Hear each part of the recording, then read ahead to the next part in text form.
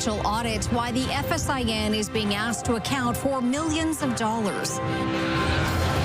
The Premier home from a trip abroad, what he says about his meetings and how he hopes to help Saskatchewan producers. And honoring Terry Fox across the country and here in Saskatoon. This is CTV News with Chantel Saunders. Good evening. We begin tonight with questions over the financial affairs of the Federation of Sovereign Indigenous Nations. Leaked information from a forensic audit is asking the organization that represents the chiefs of 74 Saskatchewan First Nations where tens of millions of dollars has gone. Keenan Sorokon reports. The Federation of Sovereign Indigenous Nations is being asked to explain more than $34 million in expenses. A leaked photo of a forensic audit presentation from an Indigenous Services Canada investigation shows questionable, ineligible, and unsupported transactions dating back to April 1st of 2019. The audit performed by KPMG reviewed more than $47 million in transactions, flagging more than $34 million worth of them, separating $3.7 million as ineligible, more than $30 million as questionable, and $155,000 as unsupported. The FSIN did not respond to CTV's request for a comment and refused to allow any questions about the audit at a news conference for a separate matter Monday. But Premier Scott Moe addressed the audit after landing in Saskatoon from his Chinese trade mission. If there are issues, we would always be looking at ensuring that we are protecting not only the investments that Saskatchewan people are making that may relate to the FSIN, but are protecting, how those investments are actually flowing to individuals and to communities. The largest item is more than $23 million in COVID-19 funding. Another item questions nearly $8 million in administration fees. Indigenous Services says it first met with FSIN leadership in June as an opportunity to submit more documentation, then returned last week to present the findings, saying, as next steps, the audit report will be finalized and a summary letter will be sent to the Federation of Sovereign Indigenous Nations detailing recommendations. A summary of the audit findings will be posted to the Indigenous Services website and be available to the public by the end of the month. Keenan Sorokon, CTV News, Saskatoon.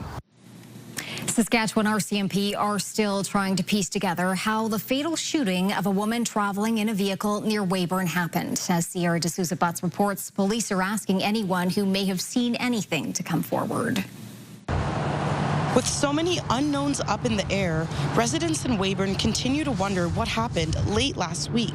Everybody wants to have answers to what happened, and we don't know them, and that is unsettling. I think people are sad. I think people are angry. Just after 8 p.m. on Friday, Saskatchewan RCMP received a report of a person who was seriously injured in a black Ford Explorer traveling on Highway 39 about 3 kilometers northwest of Weyburn. Police say a loud crack indicated someone had discharged a firearm, striking the vehicle and injuring the passenger, a 44-year-old woman who was later declared dead at the scene after being shot. The driver of the SUV, who was the only other person in the vehicle, was uninjured. This is a small city, and a lot of us know the individuals that were involved in the incident, and we know their families, and our thoughts and prayers are with them. Since the incident, police have identified the owner of a white pickup truck and a vehicle and trailer that was traveling at the time of the incident.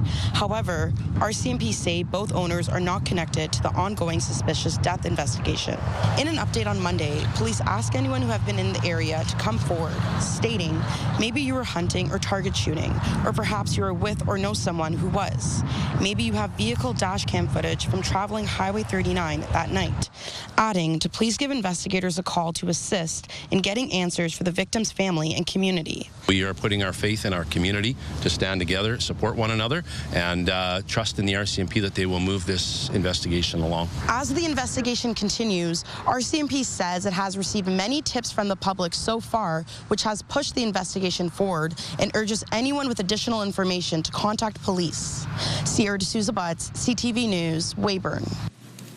A courtroom full of potential jurors in the assault trial of a former school principal was unexpectedly sent home this morning. Jury selection in the Duff Friesen trial was set to begin at 10 a.m., but after a 40-minute delay, potential jurors were dismissed after the defense asked for an adjournment. Friesen is facing 7 charges of assault with a weapon stemming from allegations while he was principal at the then-called Christian Center Academy in 2003 and 2004. The school is now known as Valor Academy. Friesen stood trial in May for a separate set of charges involving different complainants. A jury found him guilty on 1 count of assault with a weapon and not guilty on 3 other counts. There is no word on when Friesen's current trial will resume. 2 men were sent to hospital after being assaulted during a robbery at a home in the Pleasant Hill neighborhood. Police say they were called to the residence in the 100 block of Avenue S South on Saturday morning at 6 o'clock. 3 men inside at the time reported that 2 people they did not know came into the house armed with a knife, baton, and a gun and assaulted 2 of them. They then stole some belongings before leaving. The 2 men, attacked, aged 34 and 35, were treated for non-life-threatening injuries. And a few blocks away, police say a 51-year-old woman was forced to jump from the window of a home in the 400 block of Avenue S South. Police were called at about 10 o'clock Friday night. The victim said a woman she knew was in her home and threatened her with a gun. The victim escaped and the suspect left but was found not long after. The 30-year-old had a machete but not a gun. She is facing break-and-enter and weapons charges. An arrest warrant has been issued for an inmate who escaped from Saskatchewan Penitentiary over the weekend. This is who officials are looking for, 28-year-old Donald Buchanan, who was discovered missing from the prison on Saturday night. An arrest warrant has been issued for the inmate who escaped from the pen over the weekend. He is serving a sentence of 2 years for trafficking offenses, possessing proceeds of crime, and weapons offenses. The Correctional Service of Canada and police are actively looking for Buchanan. Anyone with information on where he could be is asked to contact police. Prince Albert police are making another public plea for help in solving a homicide case from 3 decades ago. Jean Lachance was last seen at 2 a.m. September 14th, 1991. Her body was found the next day in a wooded area south of Victoria Hospital. Her death has been deemed a homicide. Since then, her family and police have been trying to determine what happened to her, putting up a memorial bench in her honor and to keep her story in the public. Lachance had 5 children between the ages of 4 and 11 at the time of her death. Today, as adults, they continue to ask for help in finding her. Anyone with information on Jean Lachance's death should contact police or Crimestoppers.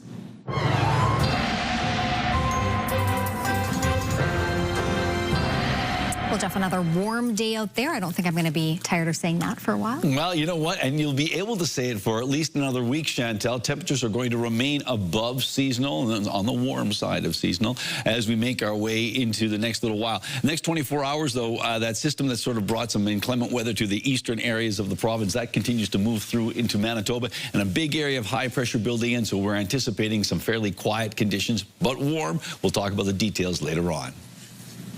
With harvest underway in Saskatchewan and across Canada, many producers are worried about the impact of tariffs. Scott Moe plans to speak with the Prime Minister regarding Chinese tariffs and how to make international trade easier for those in Saskatchewan. Hallie Mandrick with the story. Premier Scott Moe is on his way to Ottawa following a recent trip to China and Japan. It was, at least or even more positive than I had anticipated. And again, I say there, and I've said this before, there are going to be steps in building this relationship that will ultimately culminate in, the Prime Minister and the President coming to some sort of agreement. That's the hope, that's the ambition, and that's, what we hope to see before the end of the calendar year. According to Moe, meetings had a specific focus on Chinese tariffs imposed on Canadian canola and other Saskatchewan exports. This comes as relations between Canada and its largest trading partner, the United States, have been heavily strained due to tariffs imposed by President Donald Trump, making Canada focus on strengthening relationships with other trade partners. China is very interested in not looking back but looking forward and in recalibrating the trade relationship that we have and moving forward in a pragmatic and reasonable fashion that is good for both countries. For Saskatchewan producers, the meeting comes at an important time. It's a financial burden on farmers, and the longer it drags out, the more harm there's going to be done to producers' bottom lines. Probelski says producers are hopeful that Mo's visit to Ottawa will result in some swift changes to the tariffs which are currently in place. These tariffs aren't something that we as producers wanted or did anything wrong. It's just a political issue that has put our producers in kind of in the crossfire. So it's something that needs to be resolved as quickly as possible. In the meantime, Mo has a message for any Saskatchewan farmers who may be feeling the uncertainty. Continue to do what you do well. Your government of Saskatchewan is working alongside the government of Canada to ensure that in this very unstable trading environment and market access environment that we're doing our level best to fight like hell and represent you in all of the markets of interest that we have, whether that be the United States of America or whether that be in a market like China. Hallie Mandrick, CTV News, Saskatoon. Saskatoon residents who saw flooding and property damage following heavy rain last month may be eligible for financial help from the province. Residents impacted by the August 8th storm can apply to the Provincial Disaster Assistance Program known as PDAP. Although the City of Saskatoon is not responsible for the program, affected residents can pick up information packages along with an application form in the lobby of City Hall. All claims must be submitted to PDAP by February 8th of 2026, and all repair work must be completed by August 8th of next year. People can also call PDAP directly with questions or for help. Southern Saskatchewan received some major rainfall over the weekend. Regina saw at least 50 millimeters of rain on Saturday, causing some streets to look more like lakes and flooding in some areas. The city says it is spending more than $240 million over the next 5 years on its wastewater and stormwater system. Sunday marked Firefighters National Memorial Day across Canada. Fire services across the country, including here in Saskatoon, took a moment of silence to recognize the date. The Saskatoon Fire Department observed a moment of silence across the city at 10 a.m. Flags at the fire halls were also flown at half-mast in memory of those who have died helping others.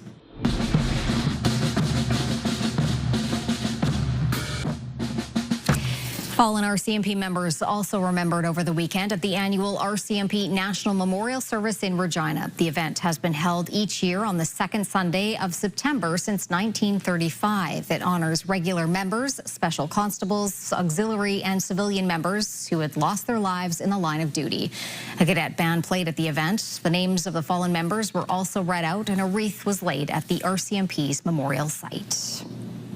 People gathered in Saskatoon to go the distance in support of healthcare in our city. Hundreds turned out for the Run for Saskatoon. The money raised went towards St. Paul's Hospital Foundation.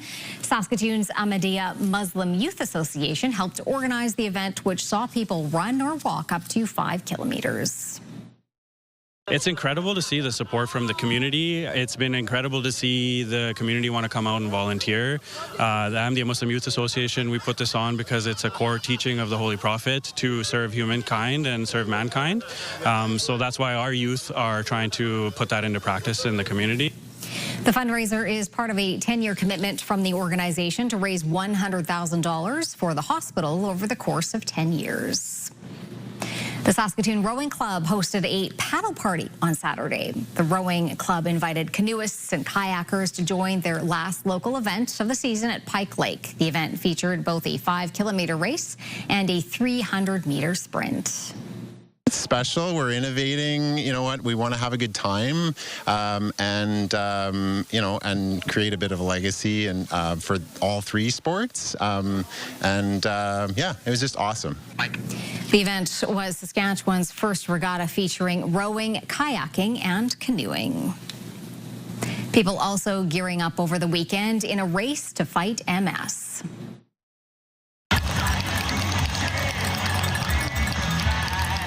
The annual MS bike race took to the streets of Waskesiu, raising money and awareness for multiple sclerosis. Almost 250 bikes hit the pavement in the resort town in Prince Albert National Park for the 25th anniversary of the race. More than $4 million has been raised since the fundraiser started. Some of the racers were taking part on behalf of loved ones with MS. Participants coming from Saskatchewan, Alberta, and Manitoba. One of the organizers says while medals were handed out, the true winner is the fight against multiple sclerosis.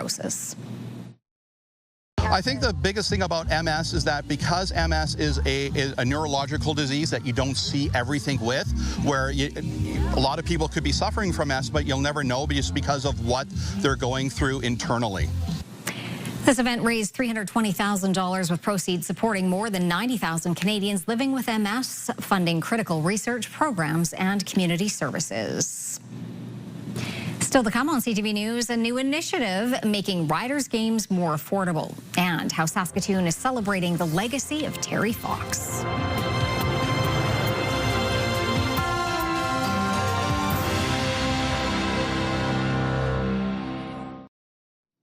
The Saskatoon Hilltops went to Calgary and laid a thumping on the Colts yesterday. Saskatoon got out to a 23 lead at halftime thanks to a pair of field goals and 2 passing touchdowns, part of a 5-touchdown game for quarterback Brexton Elias. In the third, 4 straight trips to the end zone made the game out of reach for Calgary as the Hilltops cruised to a 51-3 win. That brings the team to 4-1 after opening the season with a loss. Saskatoon's road streak continues as they face Edmonton on Sunday. They'll be back at SMF Field the following week against Regina. The Huskies football team was in Winnipeg taking on the University of Manitoba in a game that came down to a single point. The Huskies shot out to a 17-0 lead at halftime thanks to 2 touchdown passes and a field goal. But in the second half, Manitoba scored 3 straight touchdowns to take the lead in the fourth quarter. Huskies kicker Lucas Scott made 1 field goal to narrow the gap but missed his final attempt, and the Bisons win 21-20. The Huskies host the University of Regina on Friday night. The Saskatchewan Roughriders are partnering with Co-op to deliver a landmark community zone at Mosaic Stadium. Nearly 2,000 tickets will be up for grabs in the community zone at every home game going forward and will be sold in the Upper East Side of the stadium. The tickets will be priced at $20 each, with Labor Day priced at $30, making them the most affordable seats in the stadium. The Riders say that accessibility and affordability were top of mind in discussing this initiative. Terry Fox's legacy hits close to home for many Canadians. The annual Terry Fox Run provided an opportunity for people to connect and run for a cure in Saskatoon. Hallie Mandrick has their story.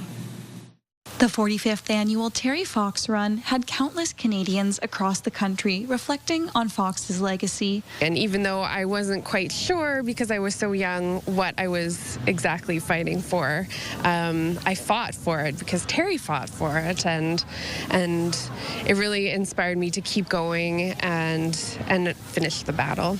Hundreds gathered in Saskatoon's Bedsboro Gardens to raise money for cancer research and talk about how the courageous 22-year-old inspired a whole country. Terry's dream was that there would be a cure for cancer, and although our treatments are more advanced now, there's still no cure, and people are still diagnosed and die from cancer every day. And I think being 45 years, it's incredible the amount of money that's raised and his legacy of the treatments that are available and things like that. And it's amazing how one person can impact the world that way. Saskatoon's run was an opportunity to celebrate the success of the nationwide event and reflect on the various ways people are impacted by cancer.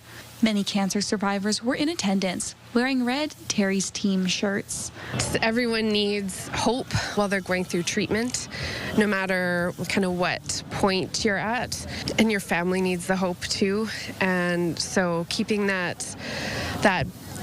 battle in mind, but getting through it and knowing that there is hope at the end, and you have to keep going. Also in attendance were those who have witnessed loved ones receive a cancer diagnosis and have been inspired to make a difference in their own way. I'm actually in medicine now, studying to become a doctor and hopefully work with cancer research, or even with people dealing with cancer. And so, yeah, I really don't think that I would be here today if it weren't for Terry Fox. According to the Terry Fox Foundation, the annual walk has raised over $900 million worldwide in Terry Fox's name. Hallie Mandrick, CTV News, Saskatoon. Still to come on CTV News, Jeff is in with your weekday forecast, and later riding the wave that Mother Nature left behind.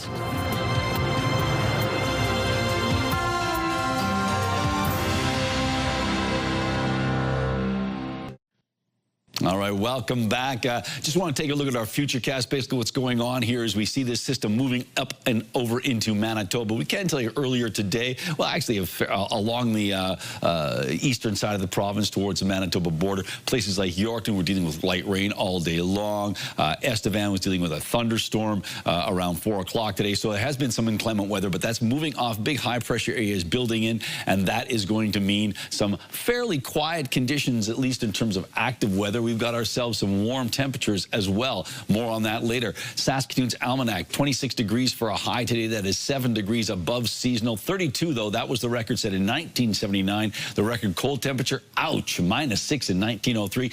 The sun came up at 6:41, and it went down at 7:22. On to our forecast, or our highs and lows. Lucky Lake was today's hot spot in the province, 29 degrees. Val-Marie, the cold spot at 7. Now we'll take a look at the forecast for Tuesday. We've got a mix of sky conditions for northern Saskatchewan with temperatures in the mid to high teens. Making our way into west central Saskatchewan, temperatures start to warm up. Meadow Lake 20, 19 in Spiritwood, but up to 24 under sunny skies in Kindersley and Rosetown. Temperatures of around 24 degrees for the southwest as well, with a mix of sky conditions. Looking at big time sunshine in the Leader area on Tuesday.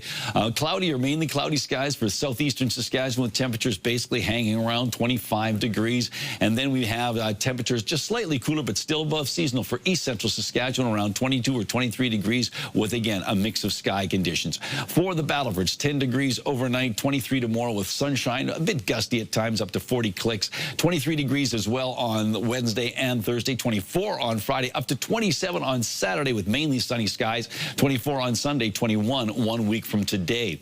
Prince Albert, clearing skies, 12 degrees, 21 degrees tomorrow with mainly cloudy conditions, 20 on Wednesday, 21 on Thursday and Friday, 23 on Saturday and Sunday, and 20 degrees on Monday.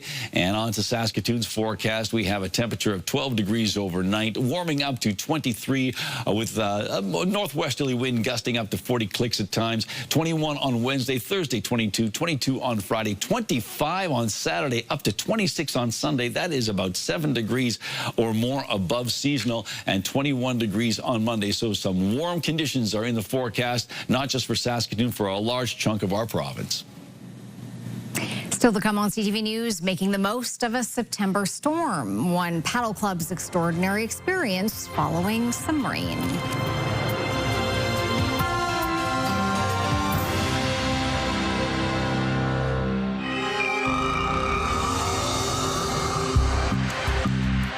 Hey there, Derek Chesney here with the Saskatoon Crimestoppers.